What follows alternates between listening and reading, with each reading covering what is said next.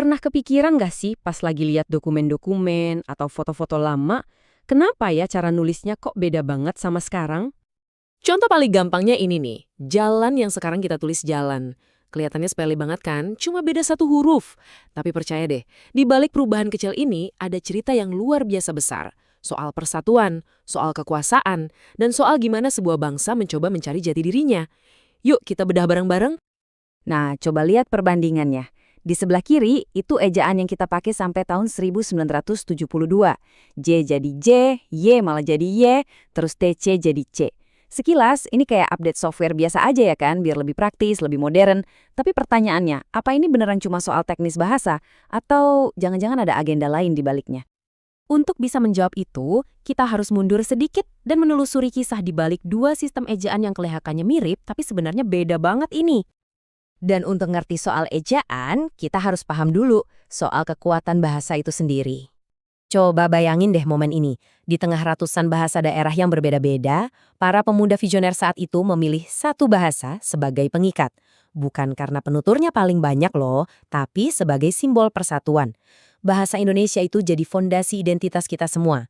Nah, kalau sesuatu udah jadi fondasi sepenting ini, tentu saja dia juga bisa jadi arena pertarungan politik. Disinilah ceritanya jadi makin menarik. Karena bahasa ternyata bisa jadi alat politik yang sangat-sangat tajam. Coba deh catat tanggal ini baik-baik. Lewat satu keputusan presiden, secara harfiah dalam semalam, cara kita menulis dirombak total. Ini bukan evolusi bahasa yang terjadi pelan-pelan secara alami ya.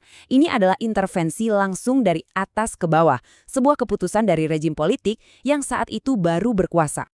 Di sinilah muncul sebuah teori yang cukup provokatif dari penulis Jos Wibisono.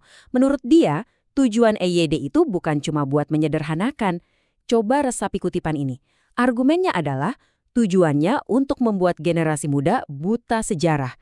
Wah, ini tuduhan yang serius banget kan? Jadi, gimana strateginya bisa berhasil? Teorinya begini. Pertama, dengan mengubah ejaan, buku-buku dan tulisan dari era Soekarno jadi terasa aneh dan asing buat pembaca muda. Mereka lihat tulisan JJ atau TJ dan rasanya itu kayak baca bahasa kuno. Efeknya apa? Ya, mereka jadi malas baca pemikiran-pemikiran dari era yang kemudian dilabeli Orde Lama. Dan inilah titik krusialnya. Ini membuka jalan bagi rezim Orde Baru untuk menulis ulang sejarah sesuai versi mereka, sekaligus memutus koneksi generasi baru dengan ideologi dari masa lalu. Dan kalau kamu pikir ini cuma teori konspirasi, tunggu dulu. Ternyata campur tangan politik dalam urusan bahasa itu bukan hal yang baru dalam sejarah kita. Ada contoh lain yang lebih gamblang lagi. Kita lihat kasus ejaan Melindo. Di tahun 1959 ada ide yang keren banget, menyatukan ejaan Indonesia dan Malaysia. Kan kita satu rumpun, bahasanya mirip, jadi satu ejaan aja. Logis banget kan? Tapi politik mulai memanas. Presiden Soekarno meluncurkan kebijakan konfrontasi, Ganyang Malaysia. Hasilnya bisa ditebak.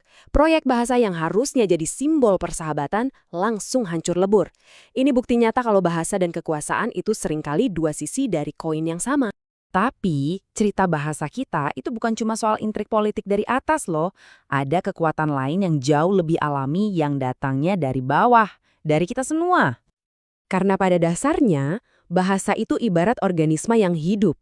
Dia bernafas, dia beradaptasi, dan dia berevolusi setiap hari. Bukan karena diperintah, tapi karena didorong oleh kebutuhan kita, para penuturnya. Ini evolusi dari akar rumput. Coba lihat angka ini, 1140. Wow, itulah jumlah kata serapan baru yang masuk ke Kamus Besar Bahasa Indonesia, atau KBBI, cuma dalam rentang beberapa tahun aja. Ini nunjukin betapa dinamisnya bahasa kita, kayak spons raksasa yang terus menyerap hal-hal baru dari seluruh penjuru dunia. Terus, kata-kata ini asalnya dari mana? Mungkin ada yang kaget, tapi sumber teratasnya adalah Latin, biasanya untuk istilah-istilah hukum dan sains. Lalu disusul oleh Arab, yang banyak menyumbang istilah keagamaan. Dan tentu saja Inggris, yang mendominasi hampir semua hal, dari teknologi sampai budaya pop. Ini tuh seperti peta koneksi global kita yang tercetak langsung di dalam kamus. Kata-kata baru ini bukan cuma buat gaya-gayaan, mereka mengisi ruang-ruang kosong dalam percakapan kita sehari-hari. Kita butuh istilah baru untuk menjelaskan dunia modern, mulai dari hukum, teknologi, tren fashion, makanan-makanan baru, sampai musik. Bahasa kita itu terus berlari untuk bisa mendeskripsikan zaman yang juga terus berubah. Oke, sekarang mari kita tarik semua benang merah dari cerita ini untuk melihat gambaran besarnya. Jadi ini dia poin kuncinya. Setiap kali kita menulis jalan dan bukan jalan, kita itu nggak sekedar menggunakan ejaan yang lebih baru. Kita sebenarnya sedang berpartisipasi dalam sebuah sejarah yang super kompleks. Di dalam satu kata itu ada warisan Sumpah Pemuda, ada gema keputusan politik Orde Baru, ada jejak konflik dengan negara tetangga, dan ada juga denyut nadi pertukaran budaya global. Ini membawa kita ke satu pertanyaan terakhir yang penting banget. Kalau kata-kata kita adalah rekaman sejarah, itu artinya setiap kata yang kita pakai hari ini, di chat, di caption media sosial, di obrolan sehari-hari, itu sedang menulis sejarah untuk masa depan. Jadi, coba deh kita renungkan. Kisah apa sih yang sedang kita tulis sekarang? Dan cerita apa yang akan dibaca oleh generasi mendatang dari bahasa yang kita tinggalkan untuk mereka?